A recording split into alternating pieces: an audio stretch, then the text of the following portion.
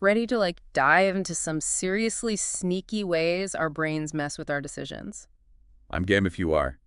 Today we're talking about The Art of Thinking Clearly by Rolf Dobelli. And It's like a roadmap to all the wrong turns our minds try to take. exactly. And he throws out 99 of these thinking traps, these cognitive biases. Which once you see them, you start to notice them everywhere. Oh, totally. You're suddenly realizing you've been wearing those rose-colored glasses way too long. For sure. One of the first things Dobelli wants us to think about is what he calls the graveyard of decisions. Kind of morbid, right? Well, he's getting at survivorship bias. Yeah. We tend to focus on the success stories, the survivors. Right. But we totally ignore all the failures along the way. Like mountains of them. Think about it. For every blockbuster author out there. Oh, gosh, there are tons of unpublished manuscripts gathering dust somewhere. Exactly. So it's like we wander into a bookstore, but we only see the staff picks, not the piles of rejects in the back. Yeah, and it's easy to forget about those. So how do we even start to use this whole graveyard idea to actually make better choices? So you got to actively look for the full picture. Yeah. Before you jump into something new, like, say, starting a business online, Yeah. don't just read all the glowing reviews. Go find the forums where people are talking about what didn't work. Oh, that's interesting. I never thought of it like that. It gives you a way more realistic view, helps you see the challenges ahead, right? Okay, so it's about balancing that initial optimism with a dose of, what if this all goes terribly wrong? Which, let's face it, most of us are terrible at doing. It's true. Speaking of things we're naturally bad at, Dobelli tells this story about an opera singer who was convinced he could hear his dead mother's voice in bird songs. Ah, yes. The clustering illusion in action. Our brains just love to find patterns, even when it's just random noise. I know, it's so weird. This opera singer was so sure he was getting a message from beyond the grave that he brought in experts to analyze these recordings. Just birds doing their thing. Wow. Even with something as deeply personal as grief, our brains can still lead us down these rabbit holes of false patterns. Have you ever done that? Overanalyze some coincidence? Oh, all the time. It's like a daily occurrence. But it just shows you how strong these biases are. Yeah. And they're not just these abstract concepts either. They impact our everyday lives in some really surprising ways. Totally. That's why Dobelli's so big on this idea that thinking clearly, it's a skill, not some innate talent. You really got to work at it. Which is good, because it means we can actually get better at it.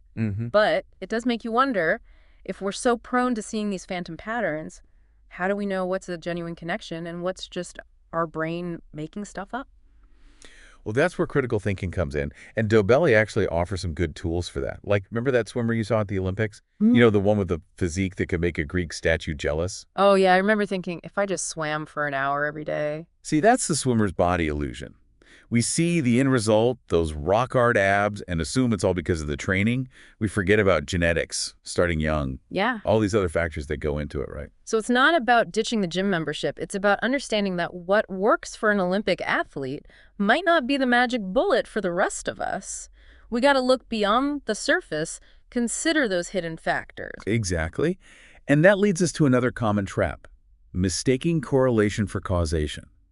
Just because two things happen at the same time doesn't mean one caused the other. Right? Yeah. It's that classic example, I think Dobelli mentioned it, of storks and birth rates. Yes. In some parts of Europe, birth rates and stork populations were both declining, so people started connecting the two. But obviously, storks don't deliver babies, despite what fairy tales tell us. Right. See, even silly correlations can lead to these wild conclusions. It makes you wonder what other obvious connections we've all bought into that are total nonsense. It's a question worth asking.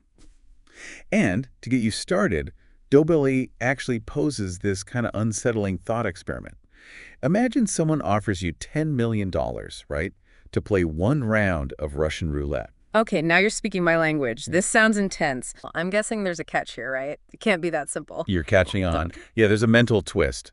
Most people, they get fixated on that potential reward, the millions. Right, who wouldn't? But they kind of forget to account for all the other less glamorous possibilities. Like, what are the other paths this could take? So it's not just about that one scenario where you win big. It's about all those other times where, well, things go very, very wrong. Exactly. It's like we get blinded by the shiny outcome and forget that every decision, especially a risky one, has multiple endings. Oh, that's such a good point.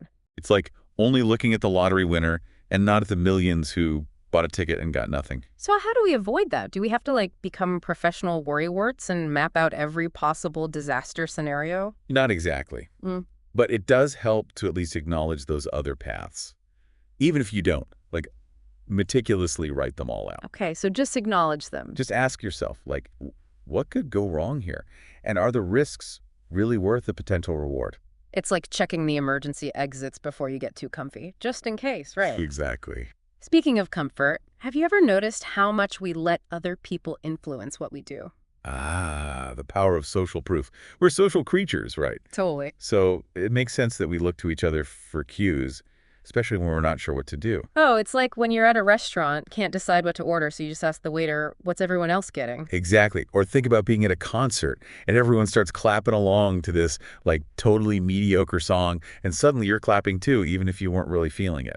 Oh, I've totally been there. But this goes way beyond food and music, right? Oh yeah, for sure. This need to conform, it can lead us to some seriously bad decisions. Absolutely. Yeah. Think about investment bubbles, right?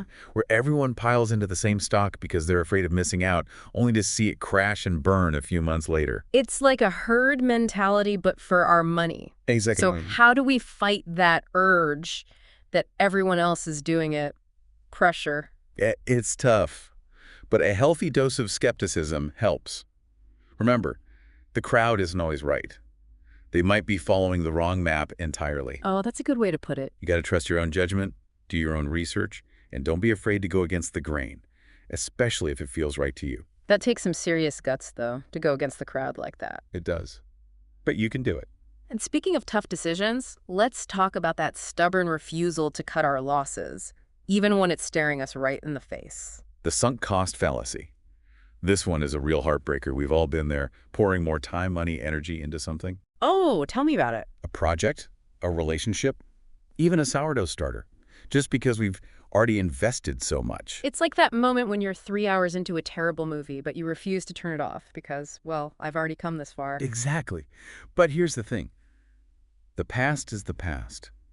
You can't get that time or money back. So the real question is, knowing what you know now, would you make the same investment again? Whoa, that's a really good question to ask yourself in those moments. It helps shift the focus from the past to the future, which is where our decisions actually make a difference. Exactly. Okay, so we're being wary of the crowd, questioning our sunk costs. What other mental gremlins are lurking in the shadows? Let's talk about seemingly harmless, free gifts and how they can totally sway our behavior in some really sneaky ways. You mean like those free pens they give away at conferences? Or those complimentary snacks in hotel rooms? Yes, exactly. Dobelli calls this reciprocity. It's that deep-seated human urge to return a favor, even if we didn't ask for the favor in the first place. It's like when a charity sends you free address labels in the mail and suddenly you feel obligated to donate, even if you weren't planning on it. Exactly. It happens all the time. Or how about this? You're at a car dealership and the salesperson just keeps plying you with coffee and donuts. Oh, yeah. Those seemingly innocent treats, they create a sense of obligation. Oh, totally. Like you have to buy something now. Exactly. It makes you more inclined to buy from them, even if you weren't happy with their initial offer. So it's all a subtle dance of persuasion, these little things. How do we avoid getting swept up in these freebie traps? Awareness is key. Just recognizing that those free offers often come with strings attached, even if they are invisible. And don't be afraid to just politely decline if you feel pressured. That's harder than it sounds, Yeah. but practice makes perfect, right? You got it. Now, let's talk about something I think we should all be a bit more skeptical of. Those we see as experts or authority figures. Ah, yes. You're talking about authority bias. It's that tendency to just blindly trust people in positions of power, even when they're wrong, just because they have a fancy title or some impressive credentials. Exactly. Like those financial experts who completely failed to predict the 2008 crash, even though looking back, the warning signs were all there. It happens. It's a reminder that even experts can get blinded by their own biases, groupthink, or just plain old outdated information. So true. We got to be willing to challenge assumptions, ask questions, and seek out different points of view. So even if it's someone with a Nobel Prize, don't be afraid to push back a little and be like, but what about this? Exactly. And be wary of what Dobelli calls chauffeur knowledge. People who sound impressive, but they're just regurgitating information. They don't really understand it. Oh, I know exactly the kind of person you mean. Look for those who are comfortable admitting, you know what, I don't know. Mm-hmm. That's a sign of a real expert. That's such a good point. Okay, so we're questioning authority, being mindful of free favors, thinking for ourselves. This is a lot to process, but I'm starting to see how these seemingly small mental shifts can really have a big impact on the choices we make. Absolutely. They really can. And speaking of impact, there's one more bias we should touch on before we move on. It's called the incentive super response tendency. Ooh, that sounds intriguing. What's the story with this one? Well, think about it like this. Have you ever noticed how quickly people's behavior changes when there's a reward involved, or how much effort they'll put into avoiding punishment? Okay, yeah, like kids who only do their chores when there's an allowance attached, or employees who only care about short-term sales because their bonus depends on it. Exactly. Yeah. People respond to incentives. It's just how we're wired. And understanding this can be really powerful, both for motivating people to do the things we want them to do, but also for anticipating unintended consequences. Oh, that's interesting. It's like you're designing a system with the right incentives to get the outcomes you want. But it sounds like it could backfire pretty easily if you're not careful. You're absolutely right. It absolutely can, but we can delve into that another time. For now, let's shift gears a bit and explore how our own personal narratives can sometimes lead us astray. And we've still got some seriously sneaky biases to uncover, the kind that can trip up even the most rational thinkers. Oh, I'm ready. Hit me with your best shot. What hidden traps are we talking about today? Well, let's start with something I think we've all felt at some point. You know, that frustrating feeling that we're stuck in the slow lane of life. Oh, you mean like when you switch lanes in traffic, only to find the one you were just in is now moving faster? Exactly. Or like always picking the slowest line at the grocery store. Ugh, the worst. Dobelli calls this self-selection bias. We tend to only see things from our own limited point of view. So we don't see the full picture. Right. We forget that for every person feeling stuck, there are tons of other people moving through the same system, having totally different experiences. It's not necessarily bad luck or some cosmic conspiracy. It's just that our own little bubble doesn't represent the whole picture. Exactly. Like Dobelli gives this example of a telephone survey trying to find out how many phones people owned. And no one said zero. Well, yeah, you'd have to have a phone to even answer the survey. That's such a simple example. But it really drives home how easily our perspective can get skewed. Right. And this bias, it impacts way more than just traffic and phones. I like that. It can influence how we see data, make assumptions about entire groups of people. Okay, so how do we fight back against this one? Should we walk around with a notepad, writing down every instance of good luck and bad luck, just to keep things balanced? Well, that might be going a bit overboard. But just being aware of this bias is a great first step. Just remind yourself, your experience is just one data point in a sea of possibilities. It's like zooming out, getting a wider lens on things. Okay, I want to talk about something that always trips me up, assuming that someone who's brilliant in one area will be just as brilliant in all areas. Ah, yes. Domain dependence. We love to think that expertise is transferable, that a Nobel Prize-winning physicist would also make a brilliant economist or a Michelin star chef. Which, let's be real, isn't always true. Dobelli mentioned a Nobel laureate in economics who made some really questionable personal financial decisions. It's a great reminder that even the most brilliant minds excel in specific domains. Their knowledge, their skills, they don't magically apply to everything. So are you saying we should all just stay in our lanes, never venture outside our narrow areas of expertise? Not necessarily. It's more about recognizing the limits of our own knowledge and being willing to seek out expertise where we lack it. And even within our own fields, there's always more to learn. Humility over hubris. I'm sensing a theme here in our exploration of clear thinking. It's essential. Now let's talk about how our own minds can sometimes play tricks on us, creating narratives that aren't quite true. You mean the story bias? Our knack for weaving together events into a neat little story, even if those events were totally random. Exactly. Think about it. How often have you looked back on your life and seen a clear path leading to where you are now? Even though, let's be honest, your journey was probably full of detours and surprises. Oh, for sure. It's like we're all the authors of our own life stories, carefully editing out the messy parts and highlighting the ones that fit our narrative. Precisely. And listen, there's nothing wrong with wanting our lives to make sense. But we have to remember that our stories are simplified versions of reality. And they can really distort how we see things. They can make us overconfident in our own judgments. So how do we break free from these stories we tell ourselves? Question your assumptions. Seek out different perspectives and be open to the very real possibility that your story, well, it might not be the whole truth. Okay, hit me with the last bias on our list.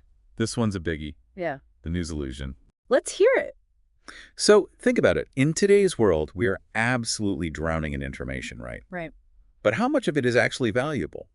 Dobelli argues that a lot of what we consume as news is totally irrelevant. It's negative. It's designed to trigger our emotions rather than engage our critical thinking skills. It's like that old saying, if it bleeds, it leads. We can't resist a good train wreck. It's true. And all that negativity just makes us anxious and scared and powerless. So what's the solution? We can't exactly unplug from the world. We can't.